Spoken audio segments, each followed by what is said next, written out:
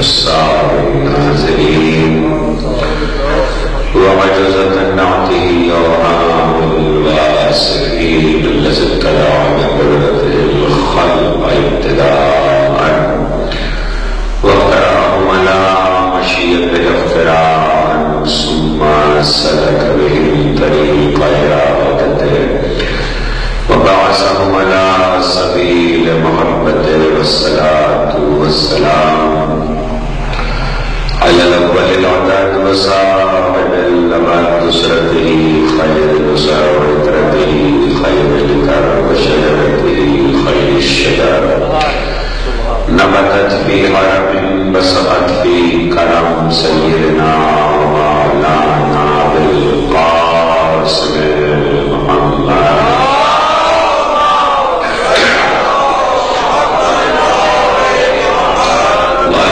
الطيبين الطاهرين المعصومين المظلومين الذين أذهب الله عنهم الرجس وطهرهم تطهيرا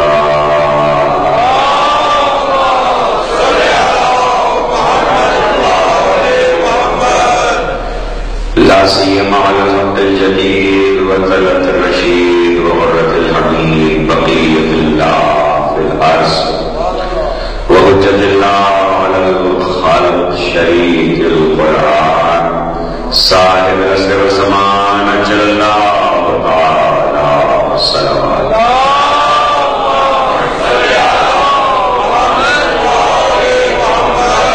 واللعنة الدائمة الباقية على أعدائهم ومنكر بصائرهم وواسل حقوقهم أجمعين من يوم الظلم إلى يوم الدين أما بعد فقد قال الله سبحانه وتعالى في محكم كتابه الحكيم ادخلوا في السلم كافة صلوات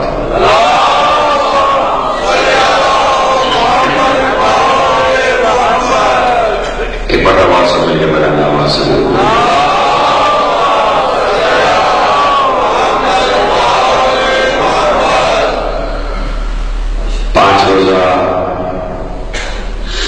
مجالس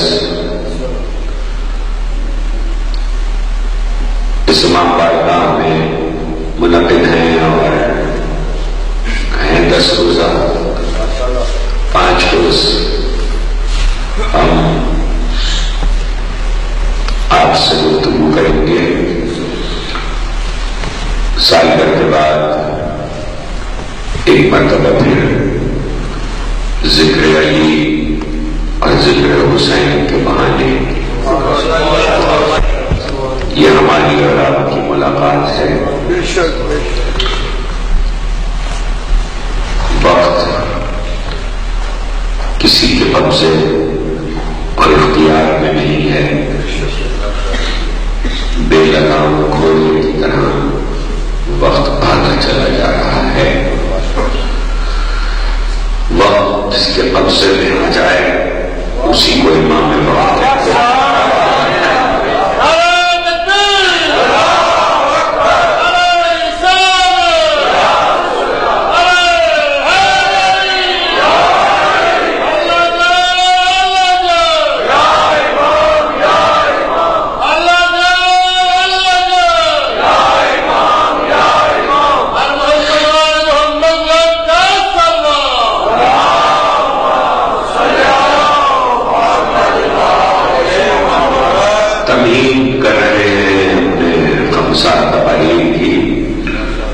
اسی میں کہیں عنوان کا اعلان بھی کر دیں گے. تمہید کے دوران ہی وقت اپنے اوپر کسی کو سواری نہیں کرنے دیتا. دنیا کا کوئی شخص یہ دعویٰ نہیں کر سکتا کہ میں نے وقت کے گھوڑے پہ سواری کر لی. دنیا میں اولین و آخرین میں جو بھی ہیں وہ وقت کے تابع ہیں. نہ تو وقت کو مٹھی میں لے سکتے ہیں نہ وقت کو تبدیل کر سکتے ہیں. گھڑیاں بدلتی ہیں وقت نہیں بدلتا. گھڑی تو بدل سکتی ہے وقت نہیں بدل سکتا. وقت ایک اللہ کا نظام فطرت ہے جس کے مطابق وقت چلا جا رہا ہے. بعض لوگوں نے لجامے ڈالنے کی کوشش کی وقت پر، لیکن نہیں ڈال سکے. انسان آسمانوں کی طرف سفر میں ہے، تسخیر کائنات کا دعویٰ کر رہا ہے، چاند پہ قدم رکھ چکا ہے، مریخ تک جانے کی کوشش کر رہا ہے. لیکن اس ساری صورتحال میں بھی انسان کے بس میں وقت نہیں ہے. اتنا ہی بس میں نہیں، لیکن کیلنڈر کی تاریخ تو بدل سکتا ہے، چاند کو ایک دن پہلے نہیں نکال سکتا. انسان کے اختیار میں نہیں ہے کہ چاند ہمارا دل چاہ رہا ہے کہ اس سال اس مہینے میں 29 کا نہ ہو 30 کا ہو جائے، 30 کا نہ ہو 29 کا ہو جائے، تو ہم کیلنڈر کی تاریخ تو بدل سکتے ہیں. رویت ہلال کمیٹی بٹھا کر تاریخ کو گڑبڑ تو کر سکتے ہیں، لیکن ہم اس تاریخ کو تبدیل نہیں کر سکتے. چاند کو پہلے نہیں نکال سکتے. چاند پہ قدم رکھنے کے بعد بھی چاند پر قبضہ نہیں ہے، چاند پر پہنچ جانے کے بعد بھی چاند پر اختیار نہیں ہے. جب چاند پر پہنچ جانے کے بعد اختیار نہیں ہے تو سورج پہ تو بھی انسان پہنچا ہی نہیں، نہ کبھی پہنچ سکتا ہے. سورج کی طرف سفر کرے گا تو جل جائے گا. اللہ نے نظام ہی ایسا رکھا ہے، اسی لیے پروردگار نے وقت کو سورج کے ساتھ رکھا. چونکہ نہ تم سورج پہ قبضہ کر سکو گے اور نہ سورج پہ قبضہ کر سکنے کی صورت میں تمہارے ہاتھ میں وقت آئے گا.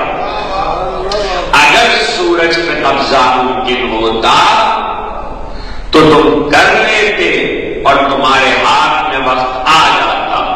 اللہ نے سورج کو حرارت کی لپٹوں میں رکھا ہے. انسان ڈرتا ہے اس کی طرف جانے سے، چاہے کتنی ہی ترقی کر لے سورج پہ قبضہ نہیں کر سکتا.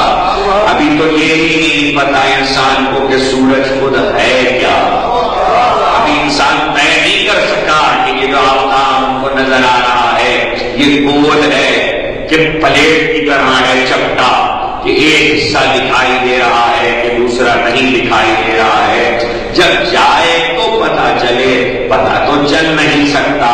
جہاں انسان کا چاند اور سورج کے معاملے میں یہ حال ہو، وہاں چچا آ کر بھتیجے سے کہے کہ مکے والے آئے تھے اور آ کر کہہ رہے تھے کہ محمد سے کہو کہ ہمارے خداؤں کو جھوٹا نہ کہے، تو پلٹ نے کہا چچا ان سے کہہ دیجیے میرے ایک ہاتھ پہ چاند اور دوسرے ہاتھ پہ سورج لا کے رکھ دیں، تب بھی میں ان خداؤں کو جھوٹا کہنے سے باز نہ آؤں گا.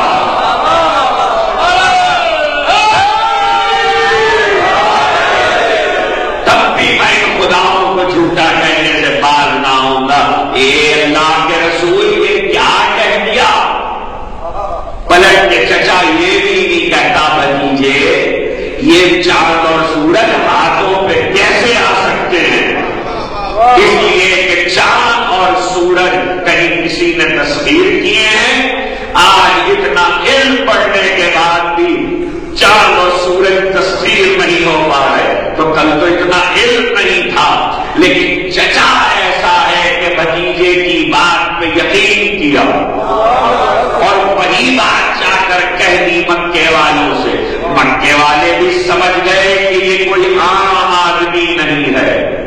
اتنے تیور کا جملہ کہا تو تیور کا جملہ کہہ کر اللہ کے رسول نے بتایا میری بات کو یاد رکھنا، حالانکہ تم نے میرے ہاتھ پہ نہ چاند رکھا نہ سورج رکھا، لیکن میرے اس جملے کو یاد رکھنا آنے والے وقت میں چاند کو 2 ٹکڑے کروں گا، میرا مسیح سورج کو پلٹائے گا. توجہ کیجیے گا، میں چاند کو 2 ٹکڑے کروں گا، میرا مسیح سورج کو پلٹائے گا. یہ دونوں کام ایک ہی ہاتھ سے ہو سکتے تھے. یہ ہے کام کی بات. یہ دونوں کام ایک ہی ہاتھ سے ہو سکتے تھے. یعنی خود ابن عبداللہ ابو طالب کا بھتیجا دونوں کام کر سکتا تھا، لیکن دونوں کام دو ہاتھوں سے کروائے اللہ نے. ایک علی کے ہاتھ سے کروایا، ایک محمد کے ہاتھ سے کروایا. کیوں؟ اس لیے کہ محبوب کہہ چکا تھا کہ ایک ہاتھ پہ سورج اور دوسرے ہاتھ پہ چاند، تو محبوب کے قول کو جھوٹا کیسے کر دیتا خدا؟ اب دونوں ہاتھ الگ الگ سر ہو کے چاند اور سورج کے معجزوں نے بتایا کہ اللہ نے دو ہاتھ ملا کر بنائے ہیں تو محمد اور علی بنے ہیں.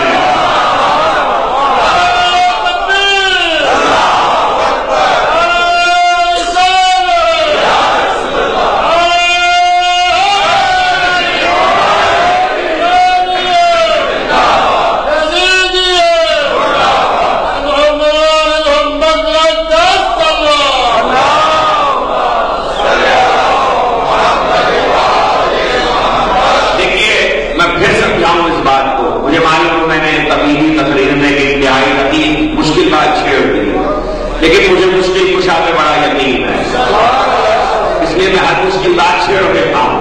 مشکل کشا پہ یقین رکھتے ہوئے مجھے پرواہ نہیں ہوتی، جس کا ذکر ہے وہ خود اپنا ذکر کروا دیتا ہے.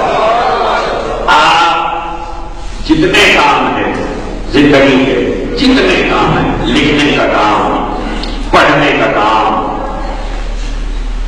ہاتھ سے کسی چیز کو اٹھا کے رکھنے کا کام، کھانا کھانے کا کام، زیارت پڑھنے کا کام، اشارہ کرنے کا کام، سب ایک ہی ہاتھ سے کرتے ہیں. بہت کم لوگ ہوتے ہیں جن کے دونوں ہاتھ ایک جیسے کام کرتے ہیں. زیادہ تر لوگ وہ ہیں جو سیدھے ہاتھ سے کام کرتے ہیں. جو پیدائشی طور پر بائیں ہاتھ سے کام کرتے ہیں وہ بائیں ہاتھ سے ہی کرتے ہیں، وہ دائیں ہاتھ سے نہیں کر سکتے. ان کے دائیں ہاتھ میں اتنی طاقت نہیں ہوتی جتنی بائیں ہاتھ میں ہوتی ہے. کسی بچے کو یا خود بڑا بھی کوئی جب آپ لکھ رہے ہوں تو قلم پکڑ لیجیے. آپ سیدھے ہاتھ سے لکھتے ہیں، اب الٹے ہاتھ سے لکھیے. کیوں نہیں لکھ سکتے یہ مجھے سمجھا دیجیے. سیدھے ہاتھ سے لکھ سکتے ہیں تو آپ بتا دیں گے مجھے. میں آپ سے پوچھ رہا ہوں آپ الٹے ہاتھ سے کیوں نہیں لکھ سکتے؟ وجہ بتائیے. جی نہیں، یہ وجہ نہیں ہے. الٹے ہاتھ میں اللہ نے طاقت نہیں رکھی. اللہ نے آپ کے سیدھے ہاتھ میں جو قوت دی ہے وہ دوسرے ہاتھ میں نہیں دی. اس کے معنی یہ ہے کہ اللہ کی سنت یہ ہے کہ اپنے بندوں کے ایک ہاتھ کو قوت دیتا ہے، دو ہاتھوں کو نہیں دیتا. میرے فلسفے کو سمجھیے گا. اللہ بندے کے ایک ہاتھ کو قوت دیتا ہے. وہ ایک ہاتھ سے لکھ سکتا ہے، دو ہاتھوں سے نہیں لکھ سکتا. ایک ہاتھ سے لکھنا آپ کا ہنر نہیں ہے، عیب ہے. ایک ہاتھ سے کام کرنا آپ کا ہنر نہیں ہے، عیب ہے. یہ اللہ نے انسان میں ایک عیب رکھا تاکہ وہ کہیں معصوم ہونے کا دعویٰ نہ کر دے. اب آپ حیران ہو رہے ہوں گے کہ میں نے یہ بات کیوں چھیڑی ہے. راوی کہتا ہے میں امام کے پاس آ کر بیٹھا تو میں نے دیکھا کہ حضرت الٹے ہاتھ سے لکھ رہے ہیں. اب جملہ یاد رکھیے گا میری اتنی محنت کے بعد. حضرت الٹے ہاتھ سے لکھ رہے ہیں. میں نے کہا آپ الٹے ہاتھ سے لکھ رہے ہیں، سیدھے ہاتھ سے کر لو. میں سیدھے ہاتھ سے لکھ رہا ہوں. کیسے سیدھے ہاتھ سے ویسے ہی الٹے ہاتھ سے. اب سنو، معصوم کا کوئی ہاتھ الٹا ہوتا ہی ہے.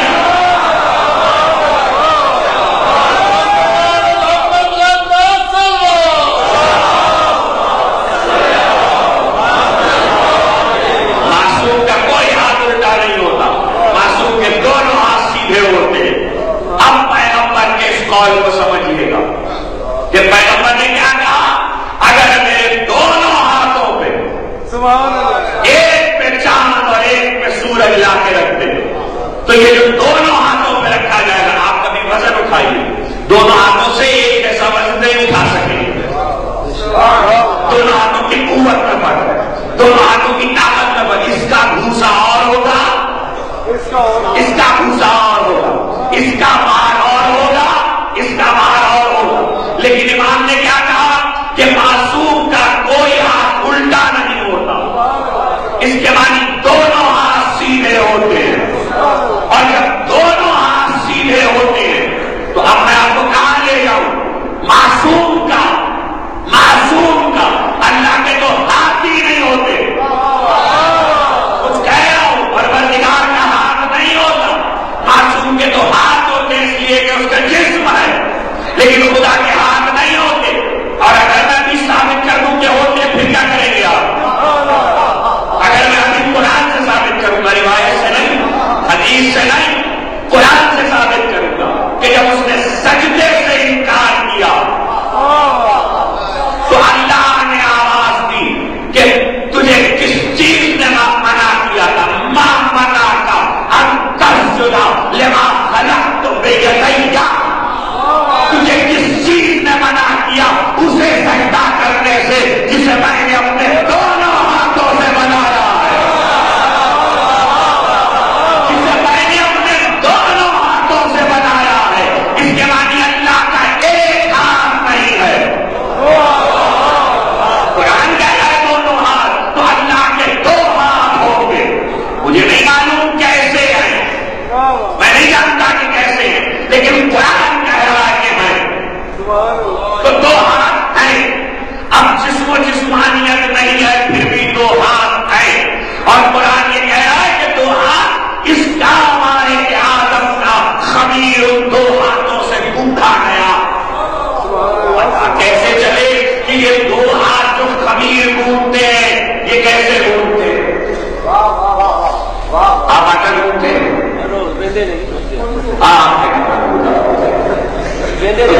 خواتین گونتھی ہے. کبھی گونتھتے دیکھا ہے آپ نے؟ خواتین ایک ہاتھ سے نہیں گونتھی، دو ہاتھوں سے آٹا گونتھی ہیں. عورتیں ہمیشہ دو ہاتھ سے آٹا گوندتی ہیں. یہ دو ہاتھ سے آٹا کیوں گوندھ رہی ہیں؟ قرآن نے کہہ دیا کہ گوندھنے کا کام دو ہاتھ سے ہوتا. مجھے معلوم ہے آپ حیران ہو رہے کہ یہ کون سا موضوع ہے؟ یہی تو موضوع ہے، یہی موضوع ہے. دیکھیے یہ موضوع کہاں تک پہنچتا ہے. ہاتھ موضوع نہیں ہے، درمیان سے موضوع نکل آئے گا. بتوفیق الہی بتائی دے محمد و آل محمد. عورتیں دو ہاتھ سے آٹا گوندتی ہیں اس لیے کہ گوندھنے کا کام دو ہاتھوں سے ہوتا ہے. اب کیسے پتا چلے کہ یہ جو آدم کا خمیر پانی میں گوندا گیا، مٹی اور پانی، یہ دو ہاتھ سے گوندا گیا؟ تو وہ دو ہاتھ کون سے تھے؟ اللہ کے تو کوئی ہاتھ نہیں ہے. اللہ تو جسم نہیں رکھتا. جب جسم نہیں رکھتا تو وہ دو ہاتھ کون سے ہیں؟ جنگ خندق ہے، اور جنگ خندق میں پیغمبر بھوکے ہیں.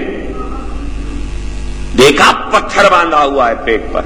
اللہ کے رسول نے، جابر ابن عبداللہ انصاری آئے. کون جابر؟ حدیث قصہ کا راوی جابر آئے، اور جابر نے آ کر دیکھا کہ پیغمبر نے پیٹ پہ پتھر باندھا ہوا. کہے یا رسول اللہ آپ بھوکے ہیں؟ کہا کہ ہاں 3 دن کا فاقہ ہے. اب توجہ کیجیے گا. جابر کہتے ہیں کہ میں گھر گیا اور پھر گھر سے واپس آیا اور میں نے کہا یا رسول اللہ آج دوپہر کا کھانا ہمارے یہاں،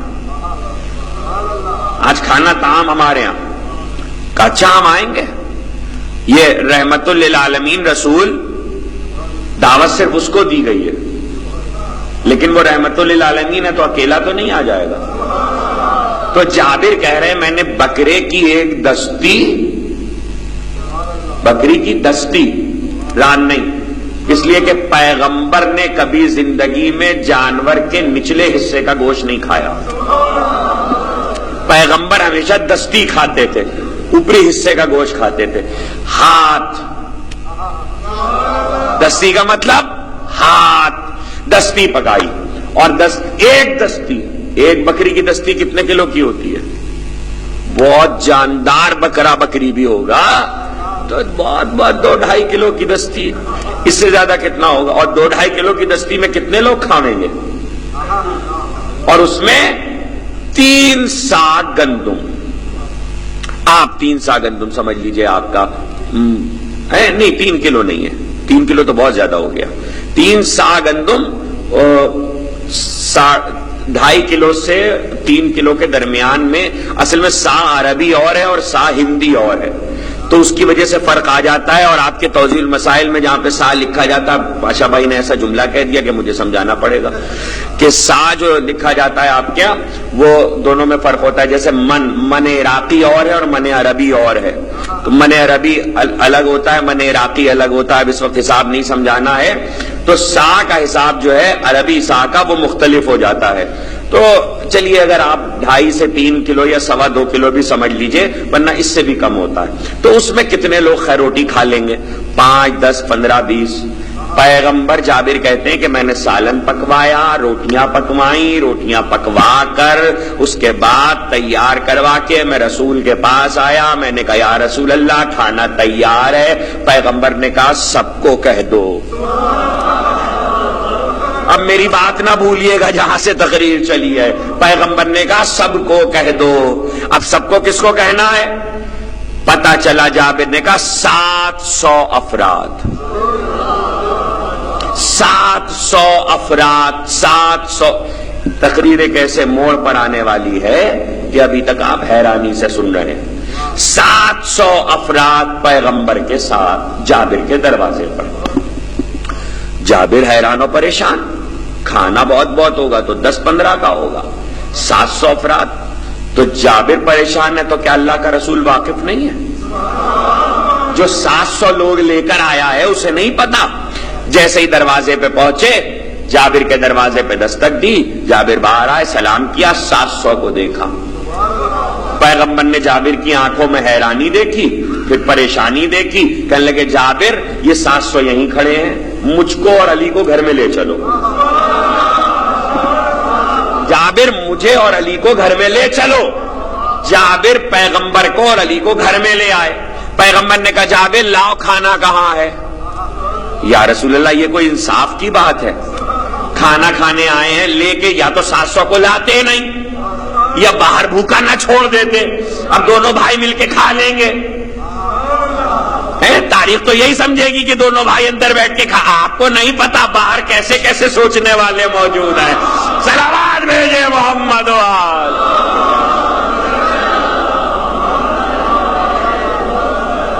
اب آپ ظاہر 1 سال کے بعد ملاقات ہوتی ہے تو آپ تھوڑا سا بھول جاتے ہیں کہ ہمارا مزاج کیا ہے. تو ہم اپنا مزاج پہلی تقریر میں آپ کو یاد دلا دیتے ہیں. ہاں وہ ظاہر ہے آپ تو بزرگ ہیں، آپ کو کیوں نہ یاد ہوگا. ہم تو بچوں سے کہہ رہے ہیں، بزرگوں کو تو سب یاد ہوتا ہے. پیغمبر علی کے ساتھ جابر کے گھر میں. کہنے لگے لاؤ کھانا. جابر نے دسترخوان سجایا، تھال میں سالن لا کے رکھا. پیغمبر نے کہا روٹیاں بھی لے آؤ. اب اس کے بعد جو جملے ہیں وہ سنیے گا تقریر کہاں سے مڑی تھی. پیغمبر نے کہا یا علی سامنے بیٹھ جاؤ میرے. یا علی میرے سامنے بیٹھ جاؤ. علی کہتے ہیں میں پیغمبر کے سامنے بیٹھ گیا. درمیان میں کھانا ہے، ادھر علی ہے، ادھر رسول ہے. پیغمبر کہتے ہیں علی نے، رسول نے آستینیں چڑھائی. علی کہتے ہیں پیغمبر نے آستینیں چڑھائی. آستینیں چڑھا کر ایک بار مجھ سے کہنے لگے یا علی آستینیں چڑھا لو. میں نے بھی آستینیں چڑھا لی. اور اس کے بعد پیغمبر نے روٹیاں اٹھائیں اور روٹیاں اٹھا کے اس میں ڈالی سالن میں، اور اس کو چور کرنا شروع کیا. یہ جو چور کرنے کا عمل ہے اس کو حشمہ کہتے ہیں. یہ پیغمبر کے دادا کی ایجاد ہے، اسی وجہ سے ان کا نام ہاشم پڑا تھا. پیغمبر کے دادا. یہ جو چور کرنا شروع کیا تو اب علی کہتے ہیں کہ پیغمبر نے دونوں ہاتھوں سے گوندھنا شروع کیا. جب گوندھنا شروع کیا تو مجھے بھی حکم دیا، تو ادھر سے میں نے گوندھا، ادھر سے رسول نے گوندھا. یہیں سے تقریر مڑی تھی. محمد اور علی مل کر گوند رہے تھے سرید کو. جب گوند چکا تو پیغمبر نے کہا جابر جاؤ، جو لوگ باہر کھڑے ہیں ان سے کہو 10-10 آئیں، نہ 11 نہ 9، 10-10 آئیں. کھاتے جائیں جاتے جائیں. 10-10 آئے، 700 کھا کے چلے گئے. جابر کہتے رسول نے کھایا، علی نے کھایا، 700 نے کھایا، سب گئے، کھانا اتنا ہی رکھا تھا.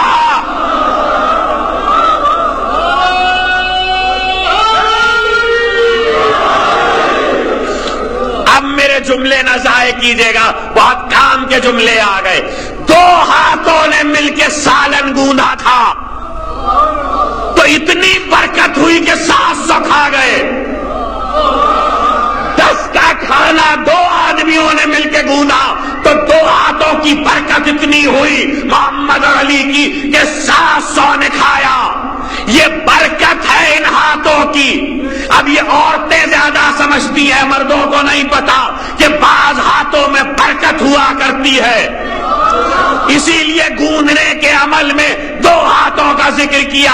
بعض لوگ ایسے ہوتے کھانا پک رہا ہو اور بارچی خانے میں آ کے کھڑے ہو جائے تو کھانا کم پڑ جاتا ہے. آپ نہیں سمجھیں گے, پوچھئے گا عورتوں سے گھر جا کے. بعض لوگ وہ ہوتے ہیں جو آ کے کھڑے ہو جائیں تو کھانے میں برکت ہو جاتی ہے. یہ برکت وجود کی ہوتی ہے. یہاں تو 2 برکت والے ہاتھ گوند رہے ہیں.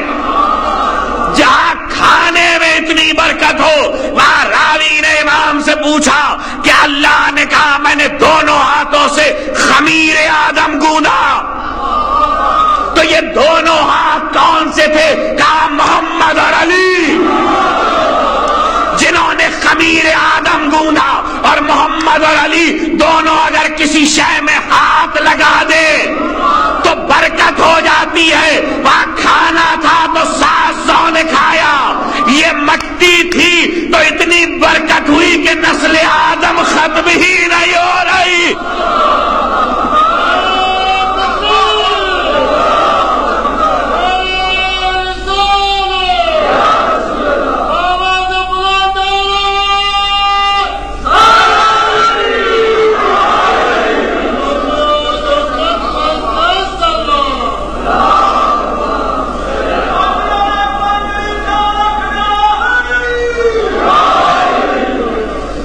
نسل آدم ختم نہیں ہو رہی.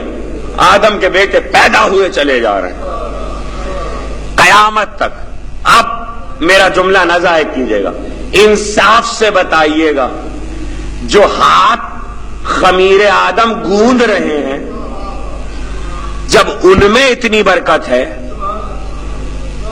خمیر آدم میں اتنی برکت ہو گئی کہ بشر ختمی نہیں ہو رہا ہے, پیدا ہوئے چلا جا رہا ہے, تو خود ان ہاتھوں میں کتنی برکت ہوگی.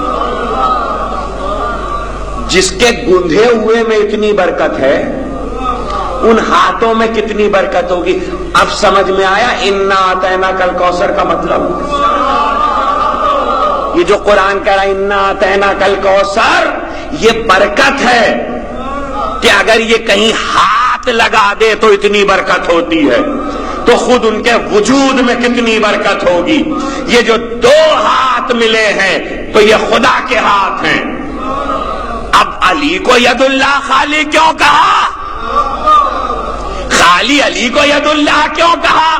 آپ سوچتے ہوں گے کہ علی ید اللہ ہے تو رسول تو ید اللہ نہیں ہے. جی نہیں میرے دوستو, جب تک پیغمبر کی ایک حدیث موجود ہے قیامت تک میری یہ بات یاد رکھنا, رسول نے کہا تھا انا وعلی من نور واحد, میں اور علی ایک ہی نور کے 2 ٹکڑے ہیں, تو جو یہ ہے وہی یہ ہے. اگر یہ ید اللہ تو یہ بھی ید اللہ, یہ عین اللہ تو یہ بھی عین اللہ, یہ وجہ اللہ تو یہ بھی وجہ اللہ. لیکن یہ سارے خطاب علی کو اس لیے دیے تھے کہ ایمان کی پہچان اللہ نے محمد کو نہیں علی کو بنایا.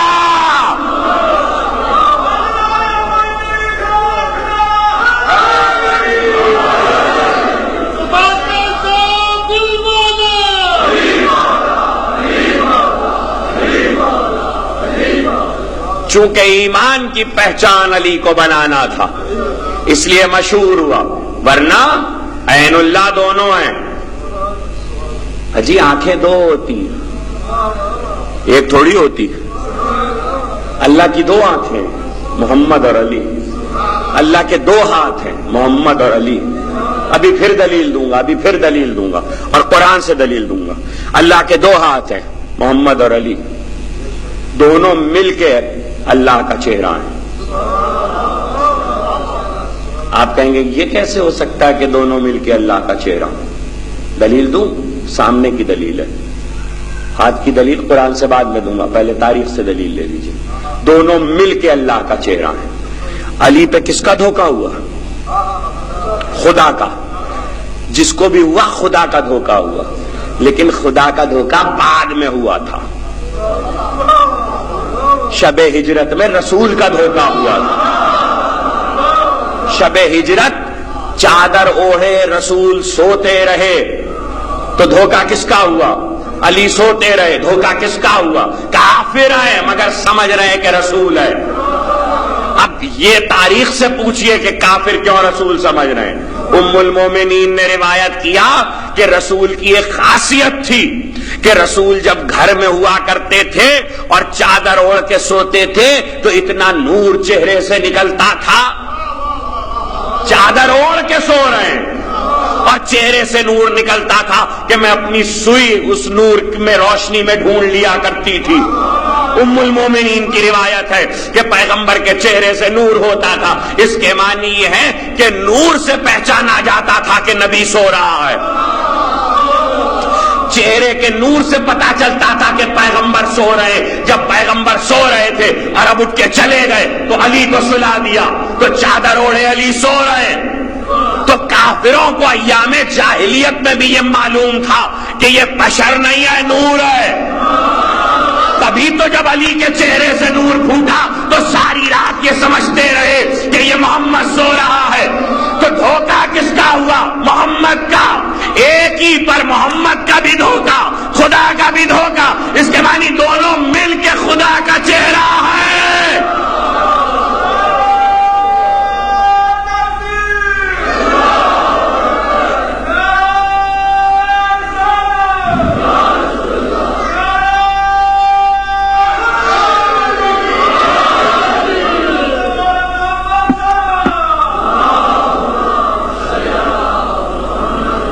اب مجھے معلوم ہے شیعوں کی نفسیات میں جانتا ہوں، شیعہ نہیں چاہتے کہ علی کی فضیلت کسی اور کو دے دی جائے، اس لیے آپ بہت آہستہ آہستہ داد دے رہے ہیں، اس لیے کہ دل نہیں چاہتا میرے مولا کی فضیلت ہے کسی اور کو دے دی جائے۔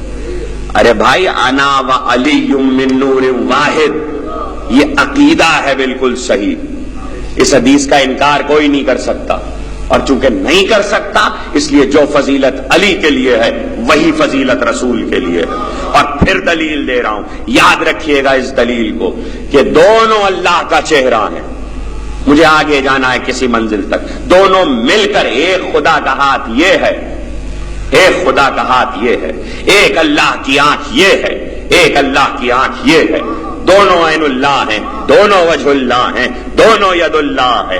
اور اگر نہ ہوتے، ہاتھ لڑتا ہے نا میدان جنگ میں، میدان میں ہاتھ سے لڑائی ہوتی ہے نا، تو آیت آئی یا ایھا النبی جاہد الکفار والمنافقین، اے نبی جہاد کرو کافروں سے اور منافقوں سے، لڑو کافروں سے اور منافقوں سے۔ تو میں آپ سے سوال کرتا ہوں کہ نبی نے 10 برس میں صرف کافروں سے لڑائی کی ہے، منافقوں سے کوئی لڑائی نہیں کی۔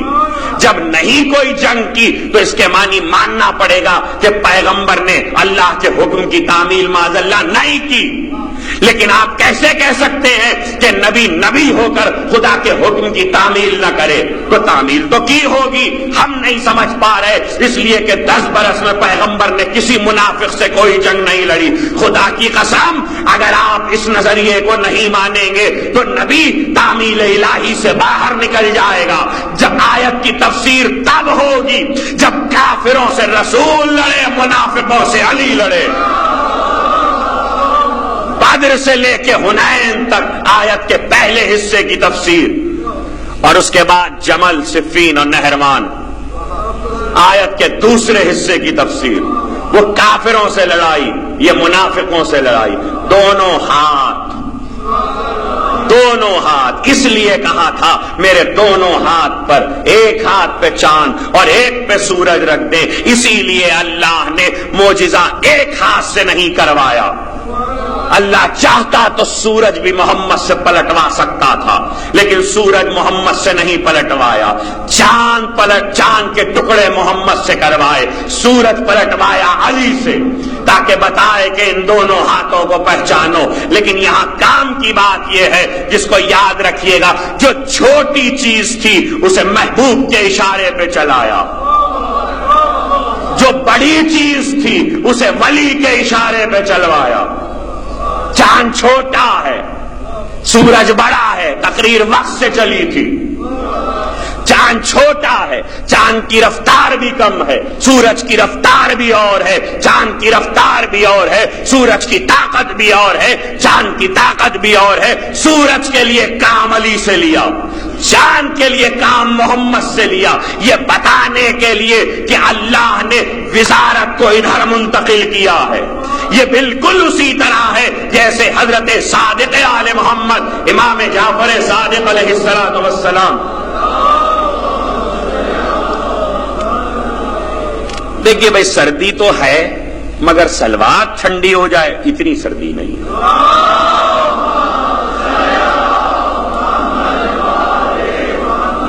आपकी तो सलवार की आवाज ठंडी होगी, मुझे तो पसीने आ रहे हैं।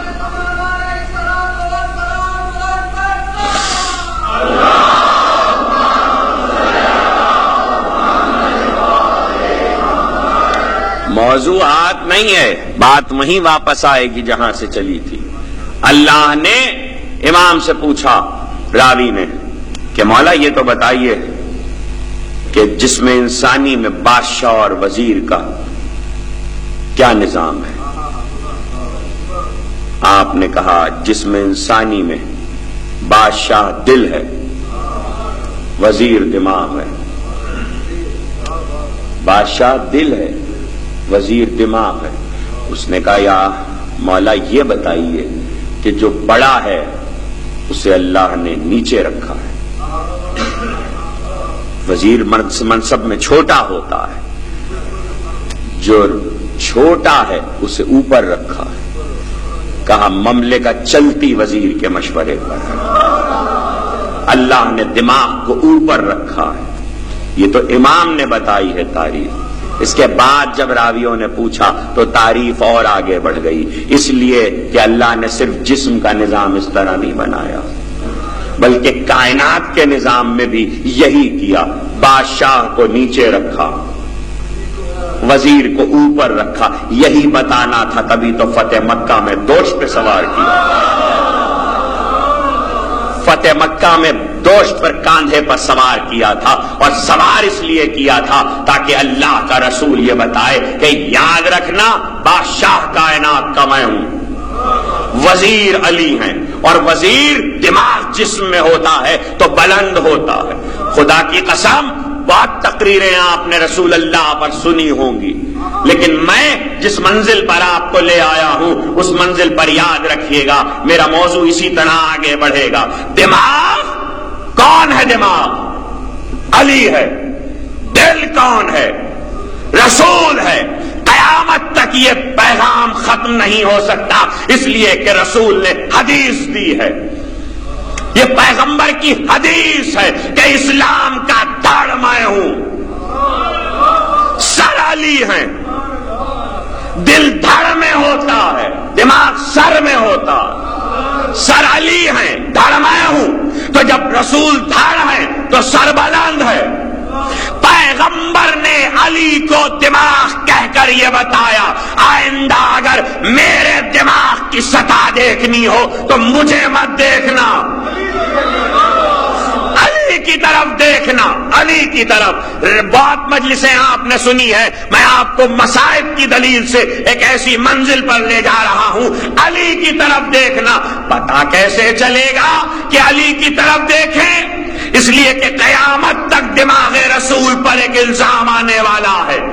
तो पैगंबर ने कहा मेरा दिमाग तो अली है, तो अब अली की तरफ कैसे देखें? हाँ देखना, जब जख्मी किए जाए अली, मसाइल नहीं पढ़ रहा, फजाइल पढ़ रहा हूं, जब अली जख्मी किए जाए और 3 दिन जख्म की हालत में रहे और ऐसे में घर अली को लाया जाए, तो जो जर्राह इमाम हसन बुलाए, हकीम तबीब, तो आपसे एक बात पूछूं, जो खुद हकीम कायनात है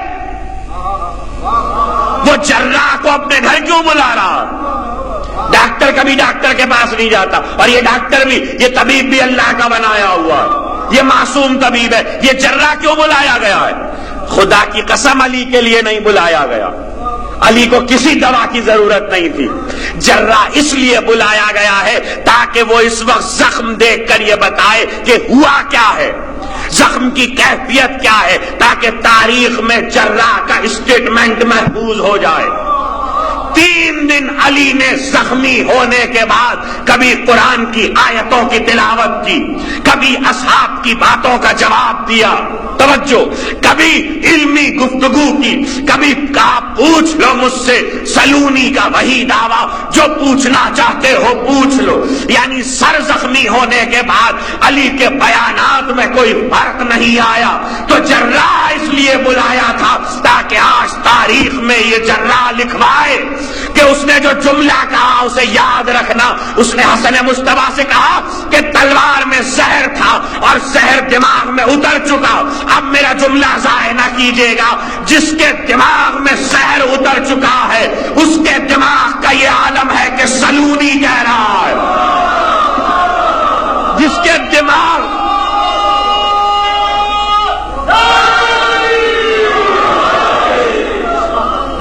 دماغ میں زہر اتر چکا ہے اس کے دماغ کی سطح کا یہ عالم ہے کہ سلونی کہہ رہا ہے۔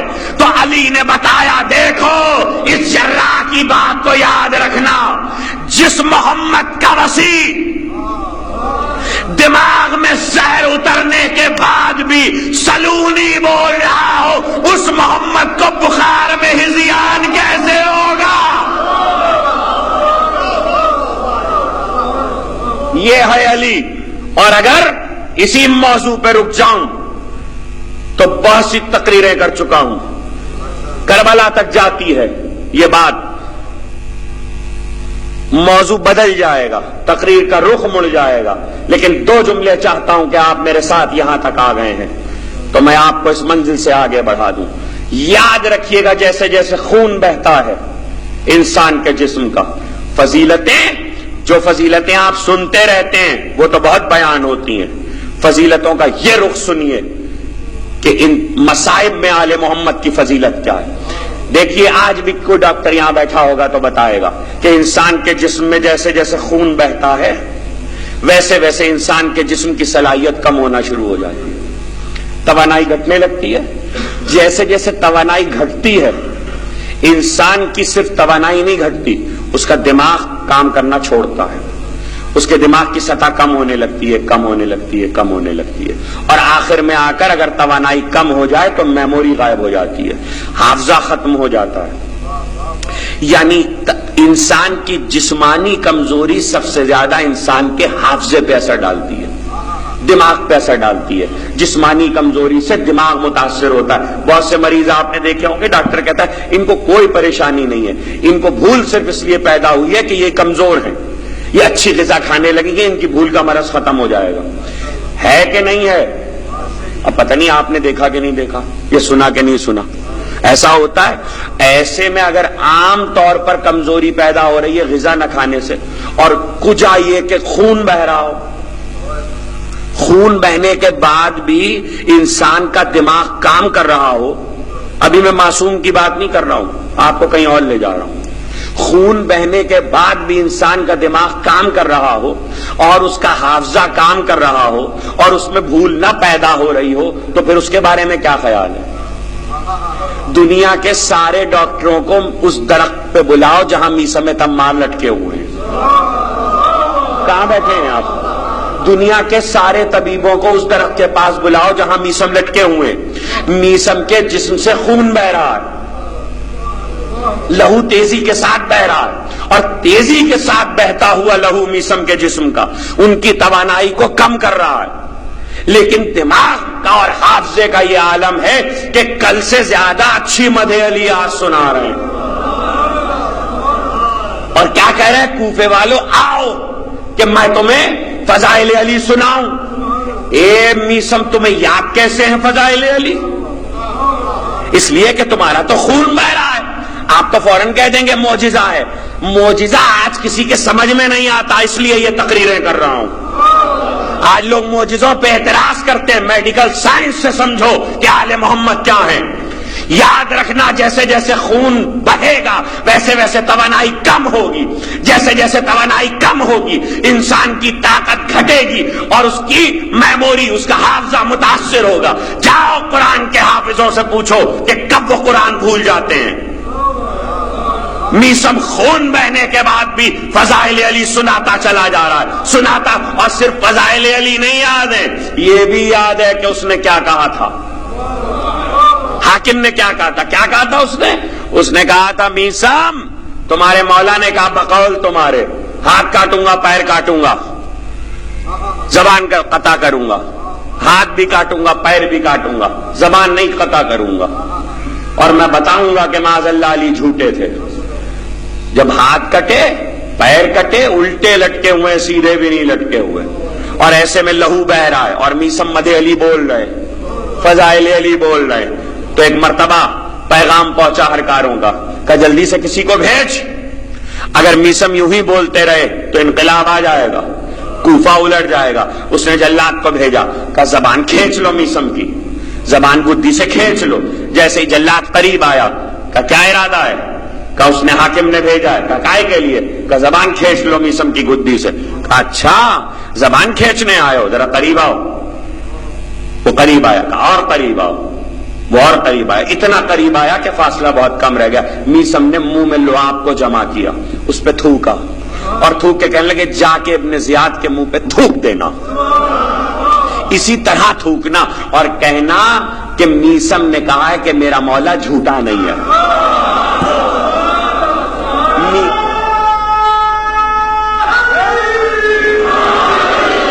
میسم نے کہا ہے کہ میرا مولا جھوٹا نہیں ہے۔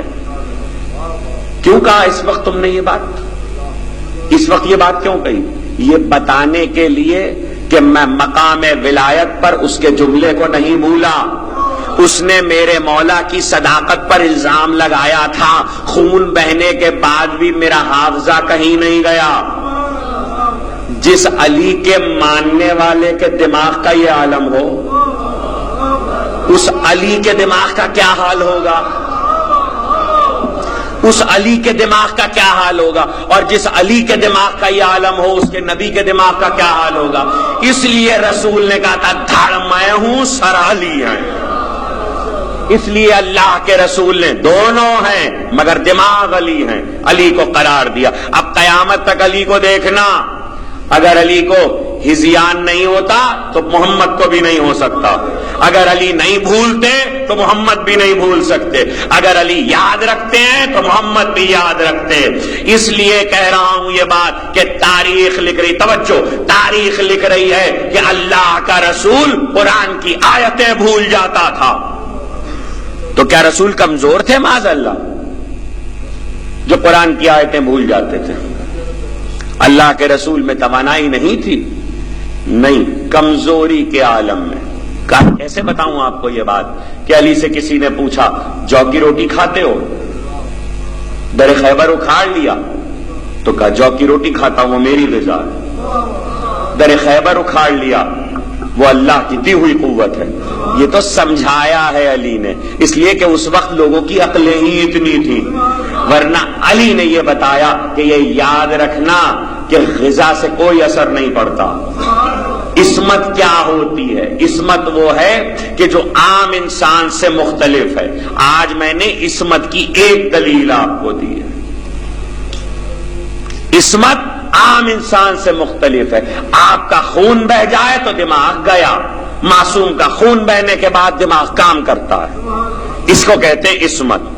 اگر ایسا نہ ہو جو لوگ قرآن نہیں سمجھتے، جو آیہ تطہیر نہیں سمجھتے، جو آیہ مودت نہیں سمجھتے، وہ صرف تاریخ سے یہ دیکھ لیں، توجہ کیجئے گا، بہت کام کی دلیل دے رہا ہوں، وہ صرف تاریخ میں اس بات پر غور کر لیں کہ بعض تاریخ کے واقعات ایسے ہیں جن کو شیعہ سنی کسی نے نہیں جھٹلایا، اور وہ واقعات اٹل ہیں، وہ کبھی غلط نہیں ہو سکتے ان کی روایت، اور اسی کی دلیل دے رہا ہوں۔ آپ نے اس جملے کو بہت سنا ہوگا لیکن نئی دلیل سے سنیے، جو عصمت اہل بیت پر آیہ تطہیر کے قائل نہیں ہے اور آیہ تطہیر سے عصمت اہل بیت نہیں مانتے، ان کو عصمت منوانے کے لیے ایک بات کافی ہے، اور وہ یہ ہے کہ عام انسان وہ ہے کہ خون بہے گا تو دماغ کام چھوڑ دے گا، معصوم وہ ہے کہ خون بہنے کے بعد بھی دماغ کام کرے گا۔ اما یہ دلیل عصمت ہے کہ سر کٹ کے بھی قرآن پڑھ رہا ہے۔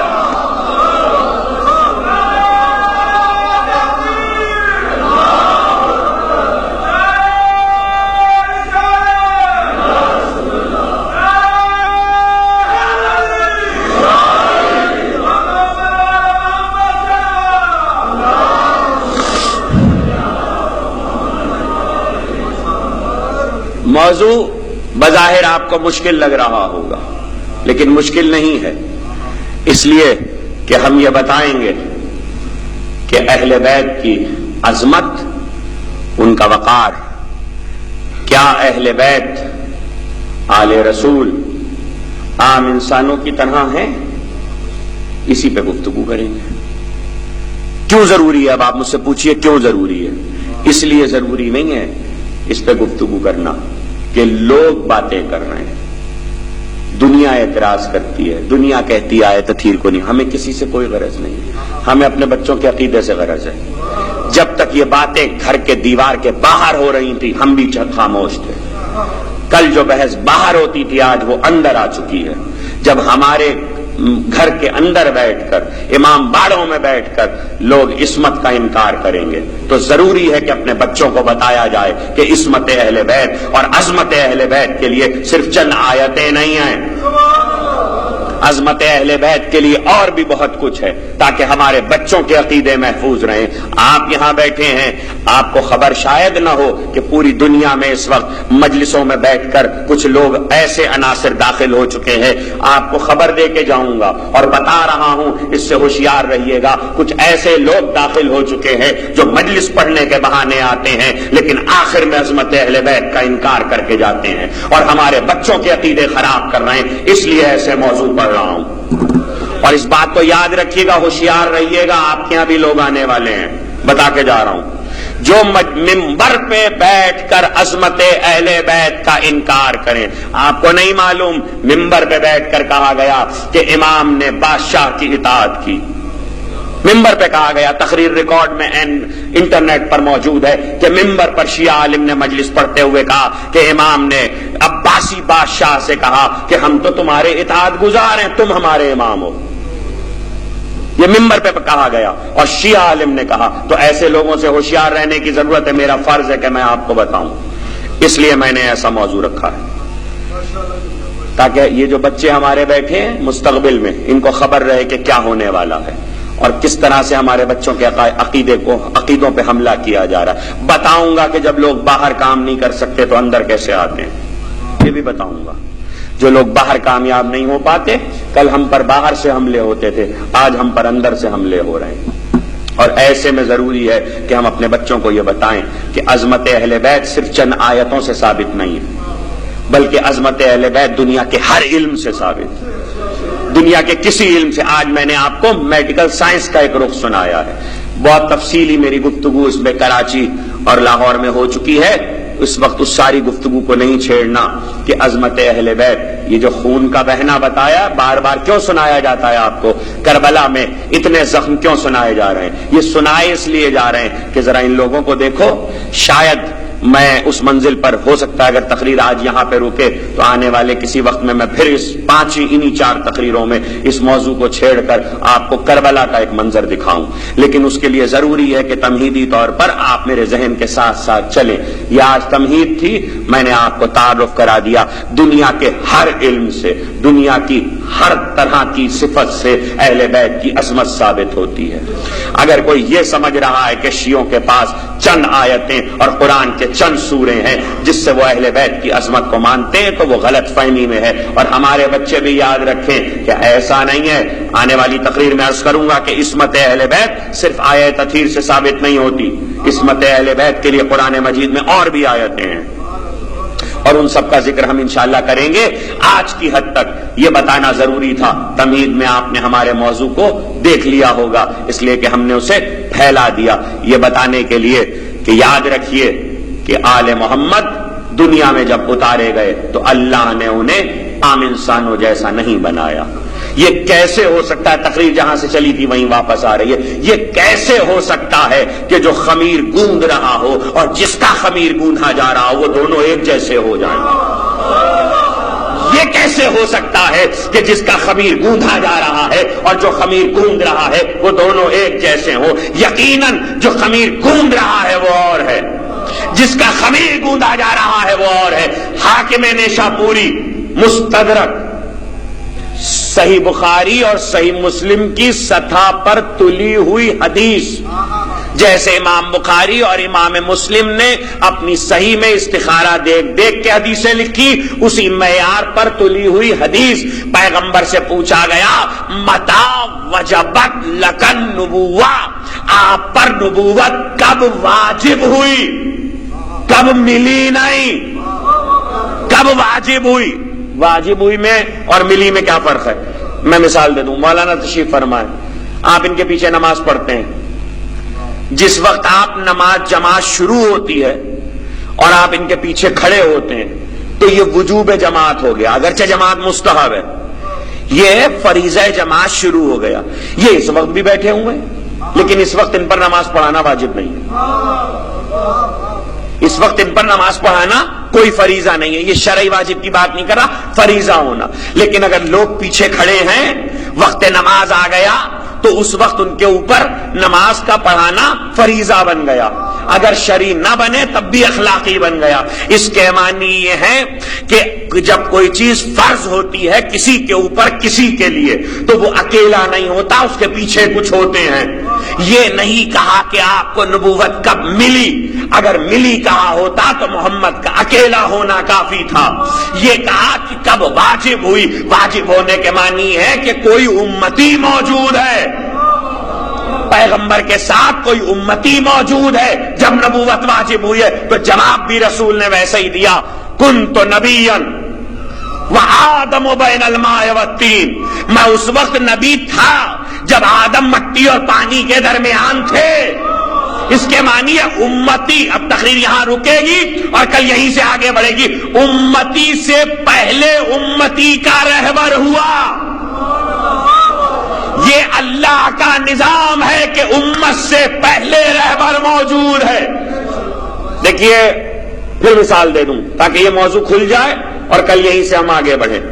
اللہ نے مسبب الاسباب کیوں کہلاتا ہے پروردگار؟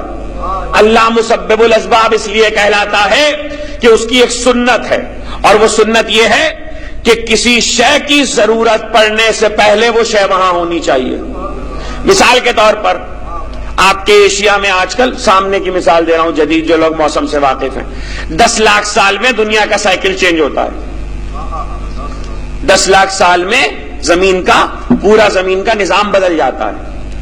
10 لاکھ سال پہلے پاکستان، ہندوستان، سری لنکا، سنگاپور، ایران، عراق، ایشیا کے ان تمام خطوں میں برف پڑتی تھی، یہ برف سے ڈھکے ہوتے تھے۔ 10 لاکھ سال میں وہ سب چینج ہوا۔ اب موسمیات کے جاننے والوں کی پیشن گوئی یہ ہے کہ 10 لاکھ سال مکمل ہو چکے ہیں، تو اب جہاں برف بیچ میں پڑ رہی تھی وہاں گرمی ہوا کرے گی اور یہاں پر برف پڑا کرے گی۔ ان تمام علاقوں میں، یہ تمام علاقے بتدریج جو سردی بڑھ رہی ہے پاکستان جیسے ملکوں میں، ایشیا میں، عراق میں 200 سال میں کوئی برف ریکارڈ نہیں کی گئی تھی، 200 سال میں برف باری عراق جیسے گرم ملک میں ریکارڈ کی گئی۔ اس کی وجہ کیا ہے کہ 10 لاکھ سال میں سائیکل چینج ہوا۔ جب سائیکل چینج ہوتا ہے تو اللہ کا ایک نظام ہے، زیتون ٹھنڈے ملک میں پیدا ہوتا ہے، آم گرم ملک میں پیدا ہوتا ہے۔ آپ زراعت کے قریب رہتے ہیں، پنجاب کی سرزمین پر ہیں، زرخیز زمین پر ہیں، آپ کو زمینوں کے بارے میں زیادہ معلوم ہے۔ زیتون ٹھنڈے میں پیدا ہوگا، آم گرم میں پیدا ہوگا۔ اگر زمینیں ٹھنڈی ہو جائیں گی تو آم پیدا ہونا بند ہو جائے گا، زیتون پیدا ہونے لگے گا۔ کیوں؟ اس لیے کہ ٹھنڈے ملک میں آم سے زیادہ زیتون کی ضرورت ہے، تو وہاں کے لوگوں کو کھجور اور زیتون چاہیے۔ وہاں زیتون اللہ نے سردی آنے سے پہلے پیدا کیا، یعنی اللہ وہ ہے جو ضرورت سے پہلے وہ چیز مہیا کرے۔ خدا وہ ہے، اب اس کی ایک بہت مشہور مثال دوں، دنیا کے علم سے سمجھا دیا، خدا وہ ہے جو ضرورت سے پہلے شے کو مہیا کرے۔ اسی لیے پروردگار نے ہر پرندے، جانور، چوپائے کی غذا الگ الگ رکھی ہے۔ کبھی آپ نے اس پر غور کیا کہ عرب میں ہاتھی نہیں ہوتا؟ قصہ تو آپ نے بہت سنا ہے، عرب میں ہاتھی نہیں ہوتا، ہندوستان میں ہاتھی ہوتا ہے۔ کیوں؟ اس لیے کہ ہاتھی کی مرغوب غذا ہے گنا، اور گنا ہندوستان میں ہوتا ہے، عرب میں نہیں ہوتا۔ اللہ نے ہاتھی کی غذا وہاں نہیں رکھی، اس لیے ہاتھی کو وہاں پیدا نہیں کیا۔ ابرہہ جو لایا تھا وہ دوسرے ملک سے لایا تھا، باہر سے لایا ہے. اللہ نے اسی طرح کی مخلوق رکھی ہے سوا اس کے کہ معجزہ ہو جائے. جیسا کہ مکے میں ایک جگہ پر علی نے ایک تیتر دیکھ لیا تو کہنے لگے تو یہاں کیا کر رہا ہے؟ اللہ نے تیری غذا تو یہاں پیدا ہی نہیں کی. تو وہ پلٹ کے کہنے لگا مولا ہاں میری غذا تو اس خطے میں نہیں ہے لیکن اللہ نے مجھے ایک یقین کی صلاحیت دی ہے. کہا وہ کیا؟ کہا مجھے جب پیاس لگتی ہے تو آپ پہ درود پڑھتا ہوں, جب بھوک لگتی ہے تو آپ کے دشمنوں پہ لعنت بھیج دیتا ہوں.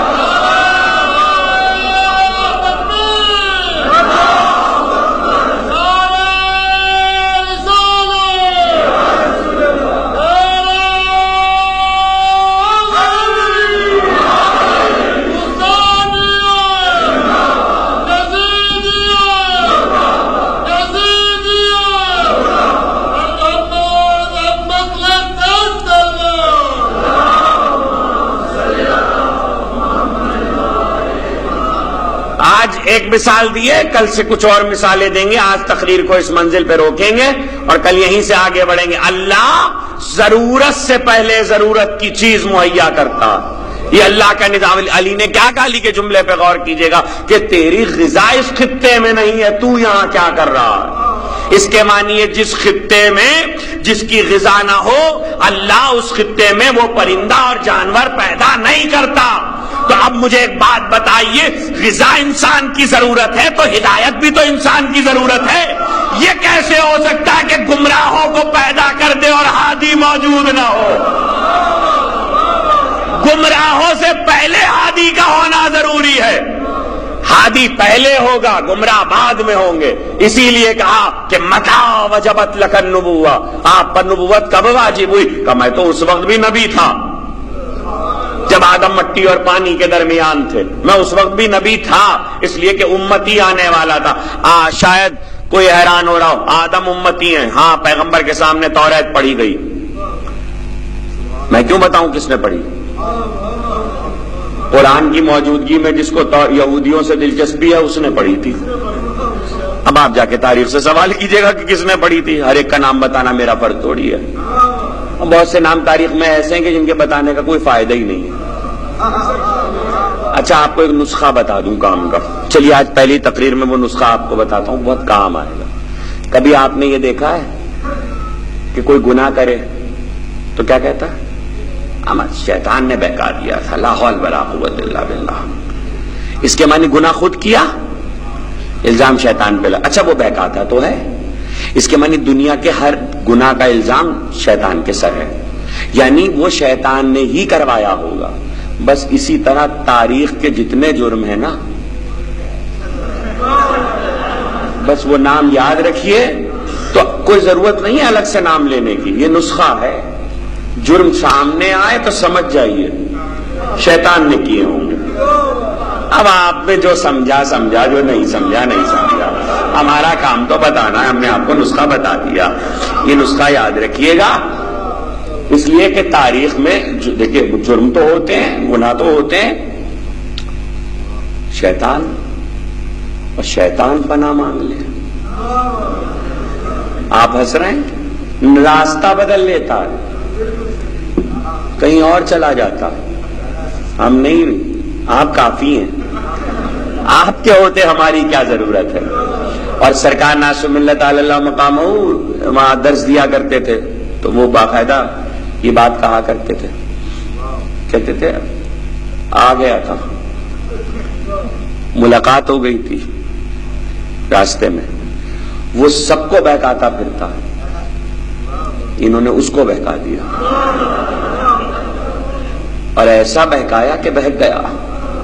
تو کیا کہنے, آپ مجھ سے پوچھیں گے کہاں بہکایا تھا؟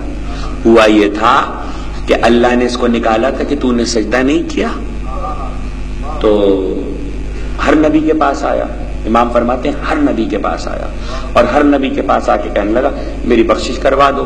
تو کوئی نبی نہیں کرواتا, کہتا تھا بخشش تیری ہوگی تو اسی بات پر ہوگی. کہ کس بات پر؟ کر سجدہ کر. آخر میں رسول کے پاس آ گیا. رسول کے پاس جب آیا تو کہنے لگا میری بخشش کروا دیجئے, میں اپنی خطا پہ نادم ہوں. کہا بخشش تو ہو سکتی ہے لیکن کب سجدہ کرنا پڑے گا. کہا آدم تو ہے نہیں. کہا آدم نہیں ہے تو قبر آدم تو ہے, قبر آدم کو سجدہ کر.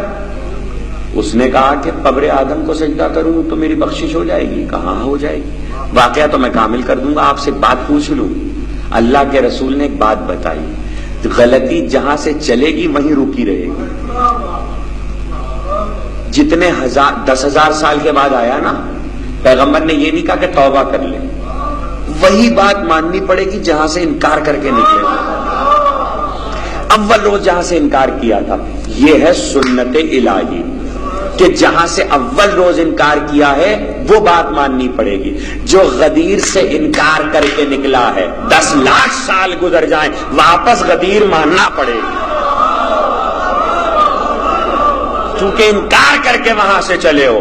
اب جتنے بار بھی توبہ کر کے آؤ ماننا غدیر پڑے گا, اور توبہ قبول نہیں ہو سکتی. وہ آ گیا, کہنے لگا اچھا میں جا رہا ہوں. کہاں ہے قبر آدم؟ کہا نجف میں. چلا, راستے میں یہ مل گئے. کہنے لگا کہاں جا رہا ہے؟ کہ قبر آدم کو سجدہ کرنے. کہا کیوں؟ کہ سرکار ناس و ملت راوی ہیں واقعے کے, اور بہت بڑا حوالہ میں نے دے دیا صاحب ابقال. کہا کہ قبر آدم کو سجدہ کرنے. کہا کیوں جا رہا ہے قبر آدم کو سجدہ کرنے؟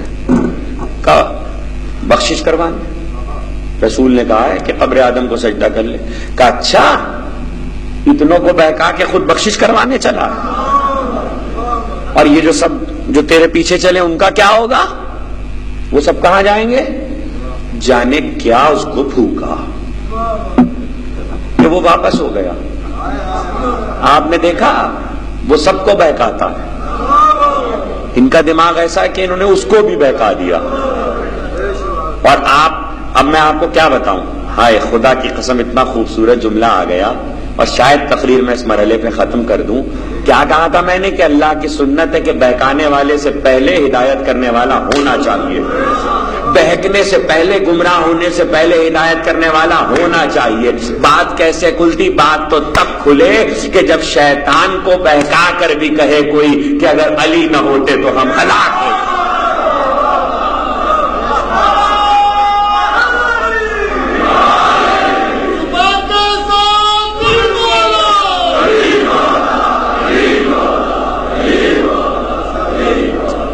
اگر علی نہ ہوتے تو ہم ہلاک ہو جاتے. ہاں اب پتا چلا کہ ہادی کا پہلے سے ہونا ضروری ہے, اور یہ اول سے ہو یا آخر سے ہو. یہ کیسے ہو سکتا ہے؟ یہی دلیل ہے تمہارے امام کے زندہ ہونے کی.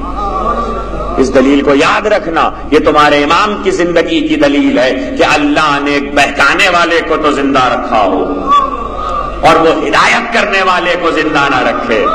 جب بہکانے والا پردے میں ہو سکتا ہے تو ہدایت کرنے والا بھی پردے میں ہو سکتا ہے. وہ چھپ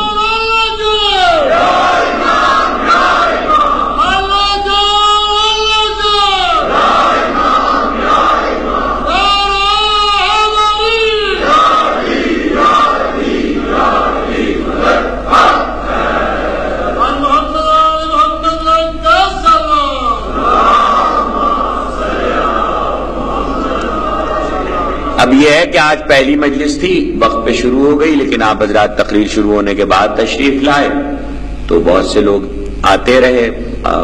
پاشا صاحب نے ہمیں بتایا کہ 9 بجے کا اعلان, 8 بجے مجلس شروع کریں گے. کل سے انشاءاللہ 8 بجے مجلس شروع ہوگی اور ٹھیک 9 بجے ہم بیٹھ جائیں گے, چاہے آپ آمین نہ آمین. ہم نے 9 بجے تقریر شروع کر دینی ہے. اب جو دیر میں آئے گا وہ 15 منٹ کی سنے گا, 20 منٹ کی سنے گا. باقی ابھی آپ پہ منحصر ہے کہ کتنی دیر تقریر چلے. تو آپ کو معلوم ہے کہ وقت کی, اور اچھا ہے موسم ایسا ہے, وقت کی پابندی کے ساتھ آپ حضرات تشریف لائیں تو انشاءاللہ وقت کی پابندی کے ساتھ مجلس اپنے اختتام کو پہنچے گی. صلوات بھیجے محمد والا. نہیں بھائی, میں نے تو دیکھی کبھی کسی چیز کی کوئی تمنا مجلس میں کی نہیں. میری صرف ایک خواہش ہے جو رسول نے خواہش کی تھی کہ جتنی دیر میں مجلس پڑھتا رہوں آپ درود ہمیشہ بابا سے بلند پڑھتے رہیں.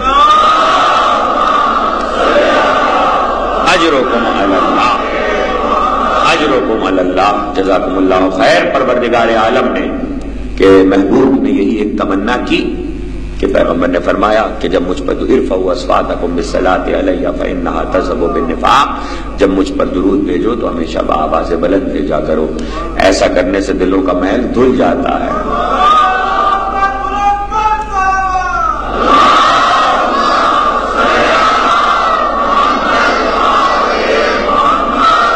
عظمت آل محمد، گمراہ کرنے والا موجود ہو اور ہادی نہ ہو، اندیکھے ہوئے تیر جب ادھر سے آئیں تو کوئی آپ کو بچانے والا تو ہو۔ تقریر کو یہاں روکا ہے، کل یہیں سے تقریر کا آغاز ہوگا۔ گمراہ کرنے والا کبھی چھپ کے آتا ہے، کبھی کھل کے آتا ہے۔ جب چھپ کے آئے گا تو ہادی بھی چھپ کے آئے گا، اس فلسفے کو یاد رکھیے گا۔ جب کھل کے آئے گا تو ہادی بھی کھل کے آئے گا۔ اسی لیے جب تک دشمن دین و اسلام چھپے رہے، آل محمد نے بھی کھل کے کوئی اعلان نہیں کیا۔ جب یزید کی شکل میں دشمن دین و اسلام کھل کے آیا تو حسین میدان کربلا میں آ گئے، اور یہ میدان کربلا میں جو نبی کا نواسا آیا ہے یہ اس لیے آیا اب قیامت تک کے لیے باطل کے چہرے پہ کوئی نقاب نہیں رہے گا، باطل کے چہرے کو فاش کر دیا جائے۔ اور جب محضر آیا تھا تو یہی تو پوچھتے تھے، حسین قربانی دینا پڑے گی، کہ نانا ہمیں منظور ہے، کہ حسین جوان بیٹا مارا جائے، کہ نانا ہمیں منظور ہے، کل 13 برس کا بھتیجا گھوڑوں کی ٹانگوں سے مارا، کہ نانا ہمیں منظور ہے، کب برابر کا بھائی بازو کٹا کے نہر پہ سوئے گا، کہنا ہمیں منظور ہے۔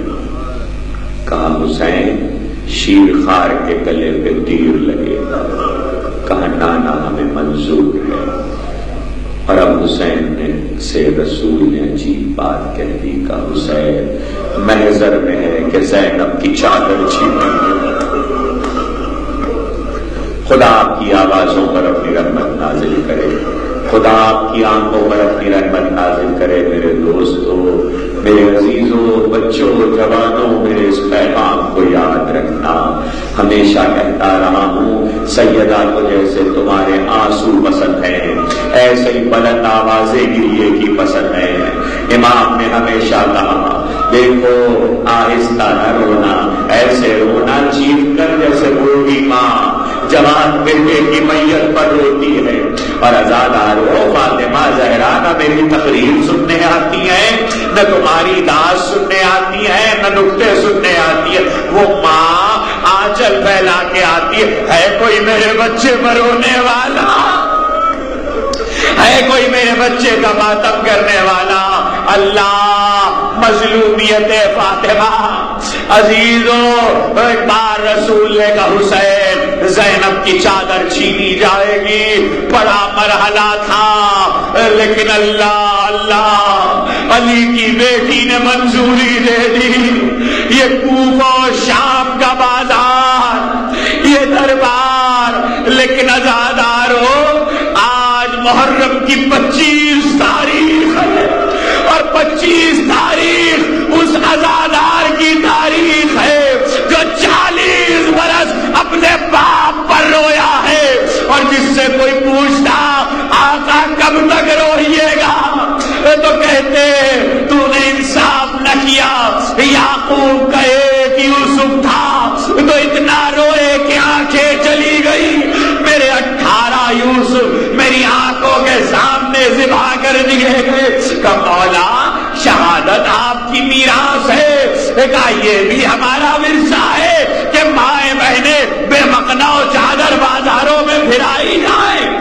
مجھ سے نہ کہنا کہ میں زیادہ رلا رہا ہوں، روز شہادت ہے، تاریخ کہتی ہے کہ اب کے چوتھے امام سے کسی نے کہا، ابھی کچھ دن پہلے کی بات ہے جب اسی کوفے میں ابن زیاد کے دربار میں آپ کے چچا کو لایا گیا تھا، اور وہ جب آئے تھے تو آنکھوں میں آنکھیں ڈال کے بات کرتے تھے، کسی کو ڈھاڑ دیا، کسی کو ڈپٹ دیا، کسی کو جھڑک دیا، لیکن جب آپ آئے تو آنکھیں زمین میں گڑی ہوئی تھی، نظر نیچی تھی، کمر جھکی ہوئی تھی، گردن خم تھی.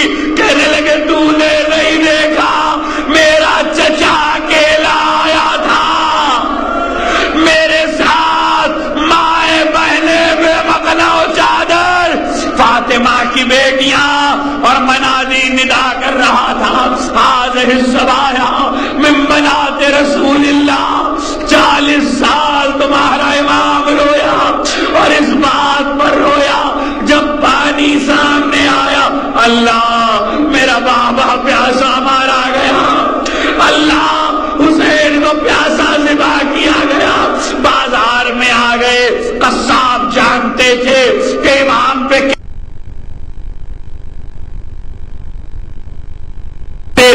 اگر کبھی کھلا ہوا گوشت دیکھا تو اسے ذبح کرنے سے پہلے پانی پلایا تھا. کہا مولا حکم شریعت سے واقف ہوں، ہاں پانی پلا دیا تھا. تو نبی کی قبر کا رخ کر کے کہتے نانا مدینے کے جانور بھی پیاسے ذبح نہیں کیے جاتے، تیرا نوازا پیاسا مارا گیا. عزادارو خدا کسی بھائی پر یہ وقت نہ لائے، خدا کسی بھتیجے پر یہ وقت نہ لائے جو سید الساجدین پر آیا. ارے بھتیجا مائیں بہنوں کے سر کھلے ہوں اور بھتیجا روک نہ سکے، سر سے چادر چھینی جا رہی ہو اور ہاتھ بڑھا کے وہ روک نہ سکے، باپ کا لاشا پامال ہو رہا ہو اور وہ روک نہ سکے. اللہ اس سے زیادہ غربت یہ کہ بہن کی میت اٹھائے اور ہاتھوں میں ہتھکڑی، پاؤں میں بیڑی، کمر میں لنگر، گلے میں داغ، لو ہو گئی تقریر. 40 سال روئے. جب آخر وقت آیا تو پانی قریب لایا گیا، زہر دیا جا چکا تھا. آج کا دن روزے شہادت، پانی قریب آیا، پانی کو دیکھا، کہہ رہے ارے میرا بابا پیاسا مارا گیا، ہائے حسین ہائے حسین. یہ کہہ کے پانی کو رکھ دیا اور بیٹے کو قریب بلایا کہ محمد باقر جب حج میں مینا میں حاجی آئے تو حبش کے حاجیوں کو بلوا کر میرے مظلوم باپ کا ماتم کروانا. تمہارے چوتھے امام کی صرف ایک تمنا یا حسین کی آواز آتی رہے. یہ کہہ کے آنکھیں بند کی، تمہارا امام دنیا سے گیا. جنازہ بڑی دھوم سے اٹھا، بہت نمازی آئے، مدینے میں قبر بنی.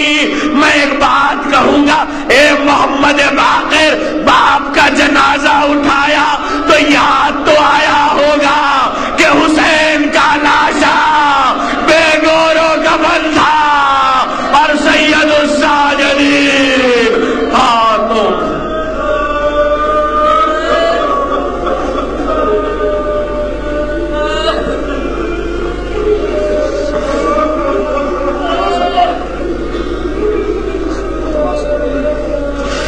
الہی بحق زہرا وابیہا وبالہا وبنیہا، خدا بندہ ان آوازوں پر اپنی رحمت نازل فرما. یہ زبانیں جو ذکر آل محمد میں گویا ان پر اپنی رحمت نازل فرما. یہ آنکھیں جو غم حسین میں اشبار ہیں ان پر اپنی رحمت نازل فرما. یہ ہاتھ جو حسین کے ماتم میں سینوں پر پڑتے ہیں ان پر اپنی رحمت نازل فرما. یہ دل جو آل محمد کی محبت سے لبریز ہے ان پر اپنی رحمت نازل فرما. پروردگار باقی مجلس و حاضرین مجلس کی توفیقات میں اضافہ فرما. پروردگار ان کی تمام دعاؤں کو قبول فرما، حاجتوں کو بھر لا، بیماروں کو شفاء کامل و عاجل عطا فرما. علیل ہیں جو لوگ پروردگار، خصوصاً ان کے لیے جن کے لیے درخواست کی گئی ہے. ہمارے ایک رفیق صدر صاحب علیل ہیں، حسین ساجوانی صاحب کی والدہ علیل ہیں، ان کے لیے ایک نوجوان کراچی میں اون رضا علیل ہے، اسپتال میں داخل ہے، دعا فرمائیں پروردگار بحق بیمار کربلا شفائے قابل و عاجل عطا فرمائے۔ خدا بندہ اپنے حجت کے ظہور میں تعجیل فرما، ہمیں ان کے آوان و انصار میں شمار فرما۔ اگر تیرا برہدوی جسے ہم موت کہتے ہیں ہمارے اور ان کے ظہور کے درمیان حائل ہو جائے تو ہمیں قبروں سے اٹھا کر اپنے ہادی سے ملحق کر دینا۔ ماتم حسین یا حسین یا حسین یا حسین یا حسین یا حسین یا حسین